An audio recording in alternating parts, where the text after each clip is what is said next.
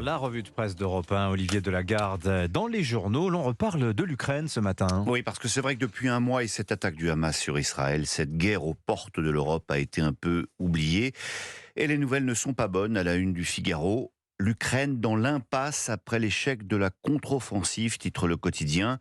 Il y a 5 mois, rappelle le journal, les forces de Kiev s'élançaient dans une reconquête de son territoire que certains prédisaient décisive. Finalement, l'armée ukrainienne a repris 400 km², et même si Moscou aura perdu au moins 150 000 hommes, selon le commandant en chef des armées ukrainiennes, les défenses russes auront tenu.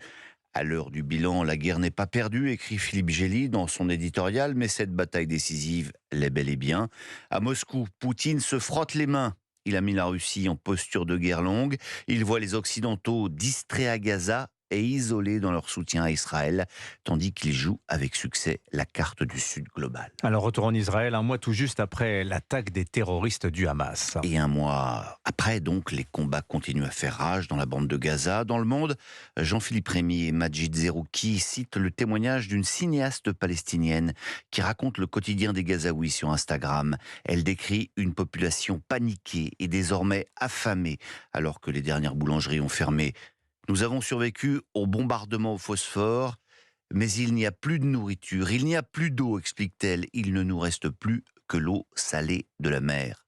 Quant au combat, le Hamas est accusé d'ouvrir le feu sur les civils palestiniens pour les empêcher de quitter l'enclave, et l'armée israélienne est accusée de tirer depuis ses bâtiments en mer sans discrimination, explique Le Monde. Et dans la société israélienne, le traumatisme est encore très vif. La guerre paraît avoir envahi tout l'espace mental de ce pays, raconte aussi Raphaël Baquet. Dans les maisons, les cafés, les épiceries, des écrans diffusent des images du conflit vues par les Israéliens. Supplications des familles d'otages, engueulades entre ex-généraux de l'armée, discours guerriers de Benjamin Netanyahou et déluge de critiques contre ce même Premier ministre. Dans l'Humanité, Christophe de Roubaix dont raconte aussi le quotidien d'une famille israélienne qui habite à Jérusalem-Ouest, les Weiss Hurwitz. Le père est l'ancien directeur artistique du Festival de jazz de Tel Aviv. Il parle de l'énorme pierre qui pèse constamment sur sa poitrine. Nous nous sentons très seuls, explique-t-il. Un sentiment d'isolement renforcé par une lettre envoyée par la direction du réseau européen du jazz à ses membres. Elle condamne tous les actes de violence, qu'ils soient israéliens ou palestiniens. J'ai imploré le président d'être plus spécifique. En vain. Je suis d'accord avec le discours sur la responsabilité d'Israël et de sa politique, déclare-t-il, mais qu'est-ce qui empêchait de formaliser le soutien aux victimes et de nommer le Hamas? Et en France, c'est la question du soutien à la communauté juive qui interroge. Oui, nos grands silences inquiètent nos amis juifs, explique Christine Claire dans le Figaro, dont la longue tribune publiée est peut-être symptomatique d'un remords français. Quand Mohamed Merah a battu des enfants juifs à Toulouse, nous ne sommes pas descendus dans la rue pour afficher notre indignation et notre fraternité, écrit-elle. Depuis, 273 Français sont tombés sous les coups des islamistes. Et nous n'avons manifesté notre soutien qu'une seule fois, au lendemain de l'attentat de Charlie Hebdo. C'était il y aura bientôt 9 ans. La flamme républicaine se serait-elle depuis éteinte, ou bien l'antisémitisme, si souvent déguisé en compassion pro-palestinienne, aura-t-il progressé à une vitesse foudroyante? Voilà, on en était là de nos lectures, quand dans Libération on découvre que finalement Olivier Faure a bien décidé d'envoyer un courrier à tous les partis politiques pour leur proposer de marcher contre l'antisémitisme, tous les partis sauf le Rassemblement national.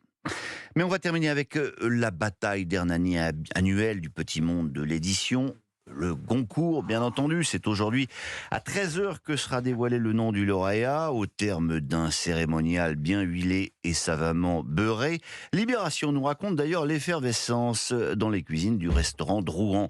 Les couverts en vermeil sur lesquels ont été gravés les noms des jurés. Pour le menu, raconte Kim Hulogyo, on sait juste qu'il y aura 6 plats.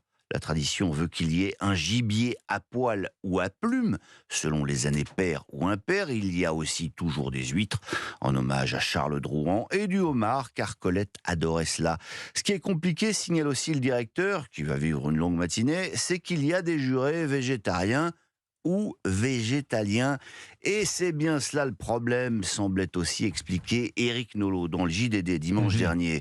Si vous ne l'avez pas fait, lisez vraiment son papier qui ne s'embarrasse pas de circonlocution pour raconter les turpitudes des jurés, les petits arrangements avec les éditeurs et emprises idéologiques, féministes, woke, vegan au sein d'un jury de plus en plus pusillanime. Nolot croit d'ailleurs connaître déjà le lauréat.